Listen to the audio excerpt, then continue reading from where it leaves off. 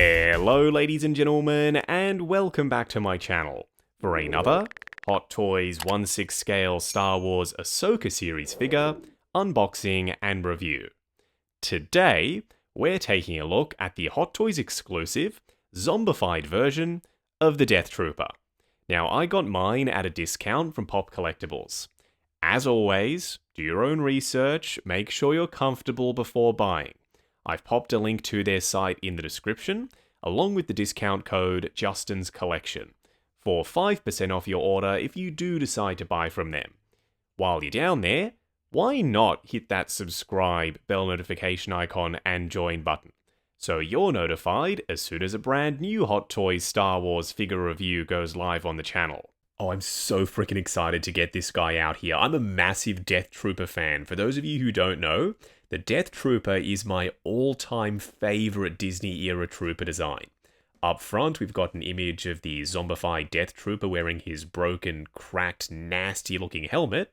Then down below on the Ahsoka-colored blue wraparound banner, another image of him, but this time wearing his normal helmet. On the side of the box, an almost full body shot of the zombified Deathtrooper. Do watch out for this, it sticks up off the surface, and when you're sliding the plastic cover back on the box, this may get caught. Oh, all the boring stuff, nobody cares about this. We've got warnings, legal information, and Hot Toy store locations. It's interesting, instead of giving him a unique name like Night Deathtrooper or Undead Deathtrooper, they've literally just called him Deathtrooper. They didn't do that for the Night Trooper. He's called exactly that, Night Trooper, not just Stormtrooper. Anyway, on the slipcover we've got an image of him and another one in the background with him wearing the zombie helmet. I'm currently considering picking up a second one of these. It all depends on how much I actually like this. First, in-hand impressions. So far, so good. The wraps and the kintsugi look pretty darn cool. What we're going to do now is get all of his accessories laid out in the light box and take a closer look at everything he comes with. Starting off with the display base first. Seeing as though this guy is an exclusive and he's a limited run figure, I was hoping for something a bit more special, something zombie specific. But it's not special at all, it's just the classic rectangular style Imperial flooring Star Wars base mold. There's a little bit of silver chipping on the edges of the tiles. That's nice, I suppose. Star Wars and Deathtrooper on the nameplate. Then up top, an adjustable, wide scoop crotch grabber. It's made like this with the wider scoop to accommodate the Deathtrooper's armor. 2 buckets almost makes up for that boring ass base. Normally I'd be saying, oh, it's going to be difficult to pick between them. In this case, it's not going to be difficult at all.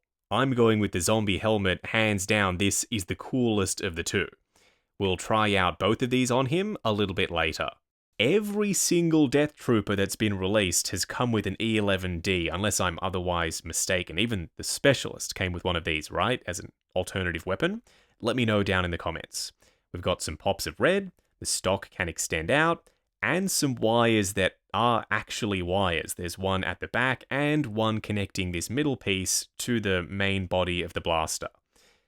Unfortunately, it's not quite as well painted as what we've seen with previous E11Ds. This one came with the Mandalorian Deathtrooper and the weathering looks better, more realistic, there's more of it. Plus there's some pink in between the blue and the orange for this superheated effect on the barrel. Did they just run out of pink paint at the factory? I'm not quite sure what's going on here because blue, then silver, then orange doesn't look anywhere near as good as the effect did on the Mandalorian Deathtrooper's E11D. The Imperial Blaster Pistol, we've got some glossy paint on the sight on either side, weathering on it, some texture for the handle. There's no strap on the belt this time to holster this in place. You have to pick between the two weapons, or you can have him dual wielding one in either hand. Speaking of hands, unplanned segue, they look disgusting on the back of them for the glove part. They've speckled on some brown paint, and that just makes them look like they're dirty and grungy. All of the armor plates have this gold cracking / panel work to them, but it's different from the left to the right you'll see in just a second. For the left side, the first hand we have to look at is an open palm one. 2 trigger finger hands. The fingers are soft enough that you don't have to grab a hairdryer to pry them open and pop the weapons in them, so I like that. 2 closed fists. Thank you for giving us pairs, Hot Toys, and that armor plating with the different damage from one side to the other is quite obvious now that you see them next to each other. And then lastly, 2 open palm hands already installed on him right out of the box. What we're going to do now is get the zombie Deathtrooper himself out here. Standing straight up and down in the light box, no crazy poses or accessories or anything like that. I know he's not looking very zombie right now, but he will when we take him off the turntable. I wanted to start off with this helmet on the body first because you're probably not going to see this look very often. Chances are, if you're getting him, it's to display him wearing the zombie helmet. Unless you're getting a second, then you can display one of each. Proportions-wise, he's very tall and skinny, accurate to the Deathtroopers in live action. The armor is matte with some gold thrown in for all of the cracks and the bits and pieces of damage. The red bandages, they stand out. More on them when we take him off the turntable. And the helmet, surprisingly, isn't entirely reuse. You'll see what I mean. This is like a perfect exclusive because they can just do a little bit of recoloring, add a couple of new parts in, and call it a day. This guy is available as soon as he's announced, ready to go. He's limited, they don't have to make a bunch of them, because being a trooper and being a niche one at that, you need that sense of urgency to make sure that people grab them, because if they're just sitting around on pre-order, they'll get drowned out by other, arguably cooler main characters from other bits of Star Wars media. Doing exclusive was the right call. Up close and personal, kicking things off with his first helmet. The first of 2, to be specific. While most of us are going to be using this bucket long term in the collection, and I mean, you can see why, right? But we'll get there. I still think it's worth taking an in-depth look at this helmet because the Deathtrooper bucket design is so freaking iconic. And I thought for sure that they would cheap out because wherever they can, they absolutely do. What I mean by that is I was under the assumption that all of this was going to be reused just with some gold paint for the kintsugi, the cracks and all the panels that are done in gold with the weathering over the top.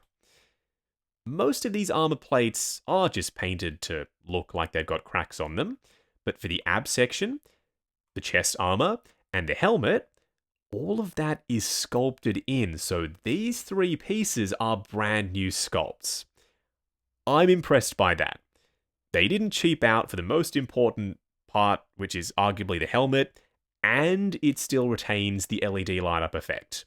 If you take off the top panel, you flick the switch, he's got a flashlight on this side and a little green dot underneath it, plus the mandibles have some lights in them as well. On set for Rogue One, they tried to get these lights in the bottom of the ports to turn on. For some reason, it just wasn't working, so they ended up ditching them. So technically, the mandible lights aren't super accurate. Then again, this is a zombie Deathtrooper anyway, so this could be the green Night Sisters magic inside of the armor illuminating those ports. Maybe I'm just reaching, I don't know.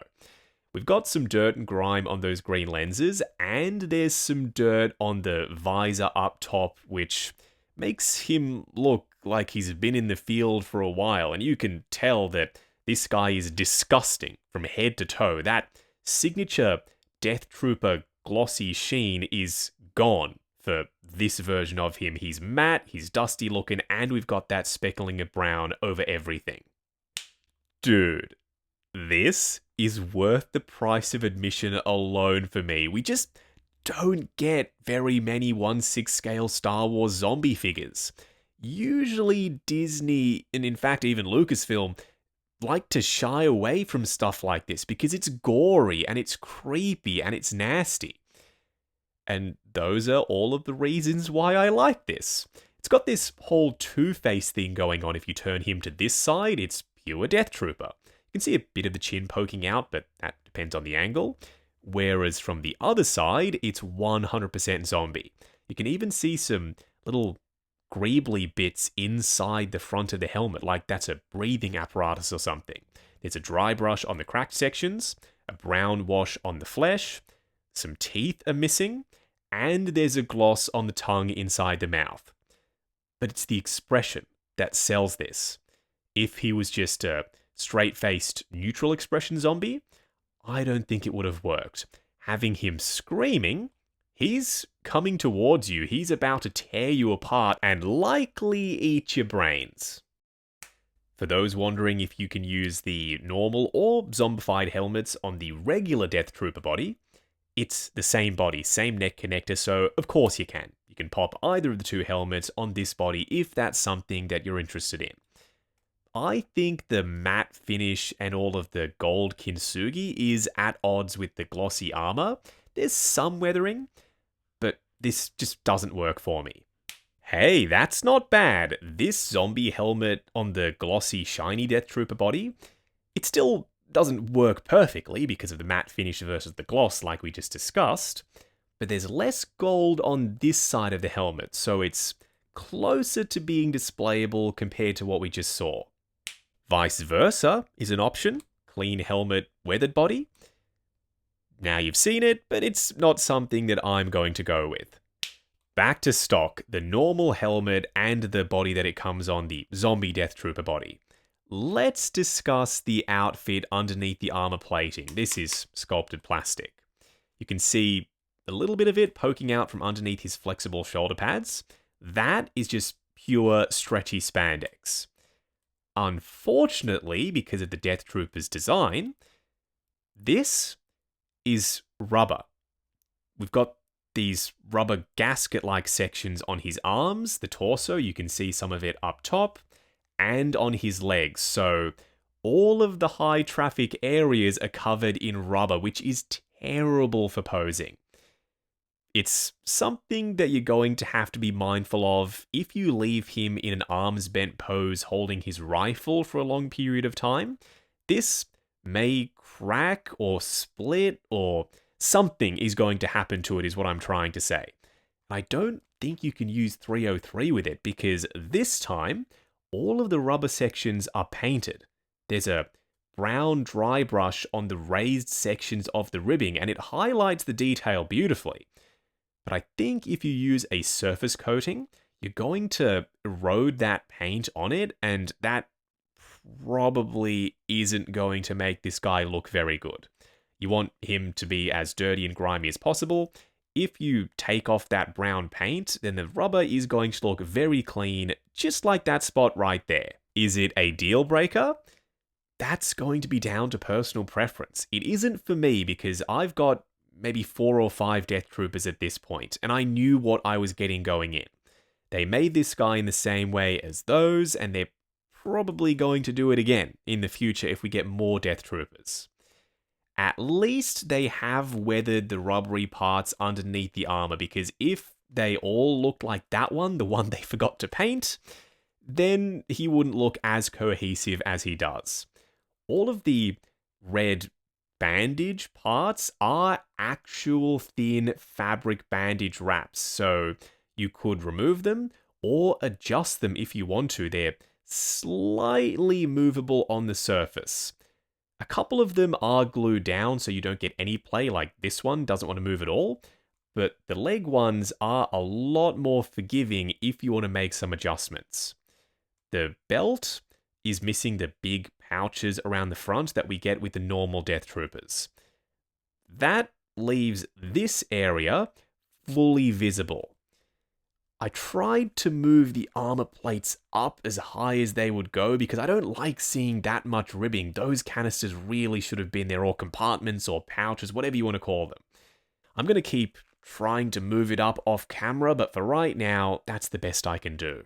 Let me know down in the comments, do you like this look for the Deathtrooper better or worse than the standard sleek, slick, glossy black Deathtroopers that we've seen previously?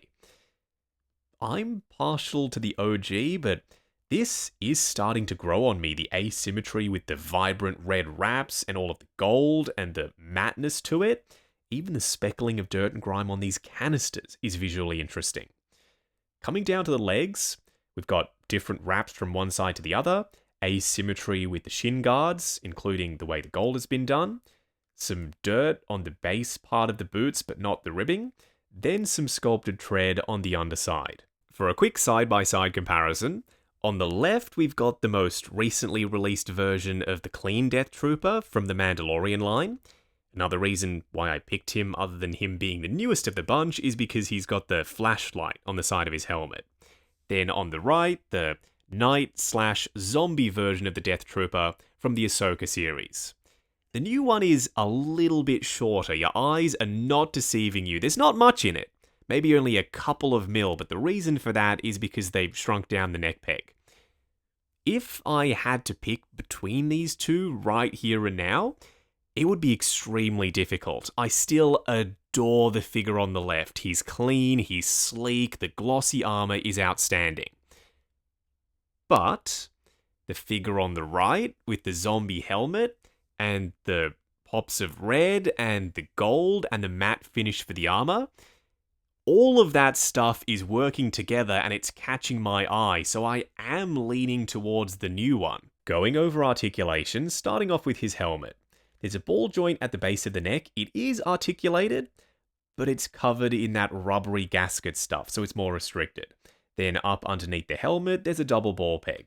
Combined, looking forward to there, looking up to there on that stiff neck joint, swivel and pivot side to side. His shoulder pads are free floating, so they get out of the way of the arms, going up to there thanks to that stretchy spandex, going forward and back on soft ratchets. There's a butterfly joint at the shoulder that hinges up and down. Swivel at the bicep, double bend at the elbow, but you can see that rubbery stuff springs it back down. You get to maybe 90.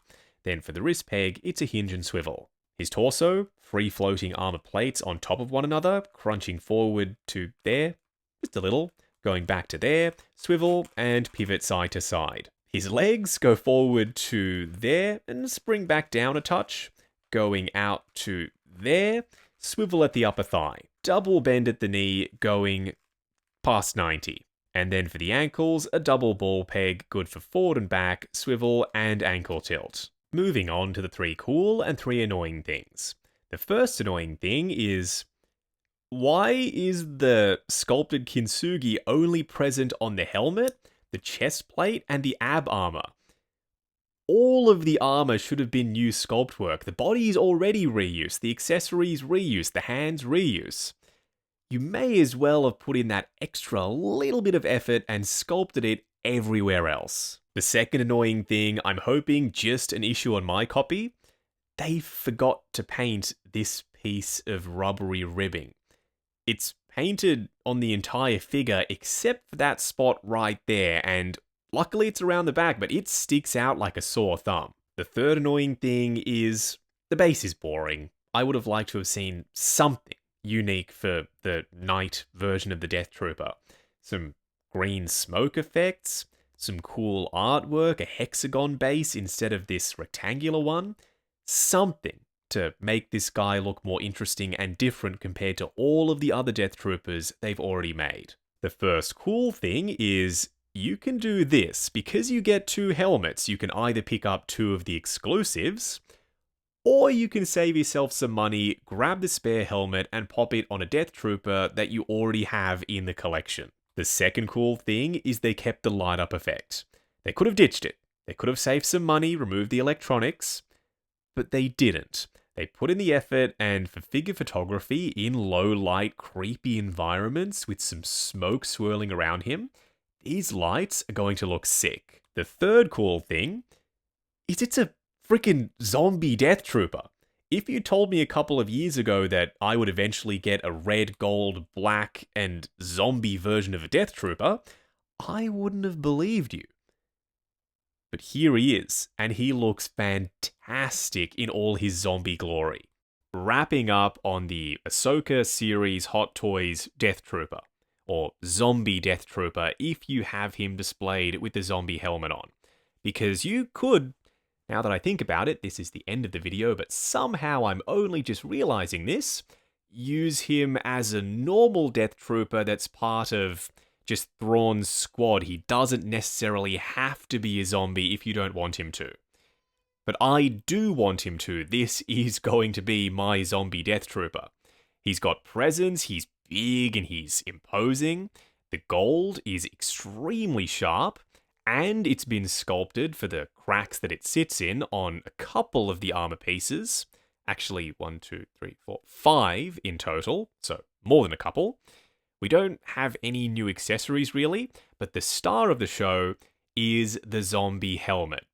That thing is killer. Once I finish this video, it is not coming off this body. I'm always going to display him wearing it, because it completes the look. It ties everything together, the red bandages and all of the damage and the dirt and grime. This is a standout figure from the line. I didn't think it was going to be, but now I'm even more excited to get the Night Trooper and Captain Enoch and whoever the heck else they decide to release from the Ahsoka series from Thrawn's squad.